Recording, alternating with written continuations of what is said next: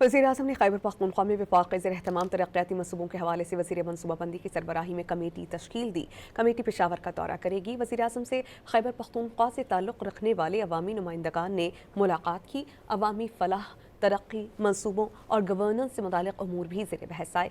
वज़ीर-ए-आज़म ने वाज़ेह किया कि खैबर पख्तूनख्वा में जारी वफाकी तरक्याती मंसूबों की बरवक्त तकमील और अवामी मसाइल का हल वफाकी हुकूमत की तरजीहात में शामिल है। शुरका ने बताया कि खैबर पख्तूनख्वा की हुकूमत मुकम्मल तौर पर नाकाम हो चुकी। गवर्नेंस नाम की कोई चीज़ नहीं। अवामी फलाह के हवाले से खैबर पख्तूनख्वा की हुकूमत के पास कोई वाज़ेह पॉलिसी मौजूद नहीं। वज़ीर-ए-आज़म ने जोर दिया कि वो अवामी मसाइल के हल को अपनी अव्वलीन तरजीह बनाए।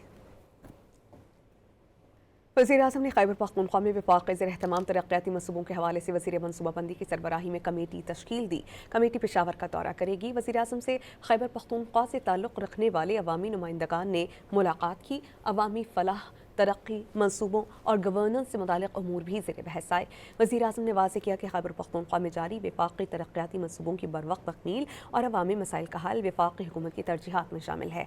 शुरका ने बताया कि खैबर पख्तूनख्वा की हुकूमत मुकम्मल तौर पर नाकाम हो चुकी। गवर्नेंस नाम की कोई चीज़ नहीं।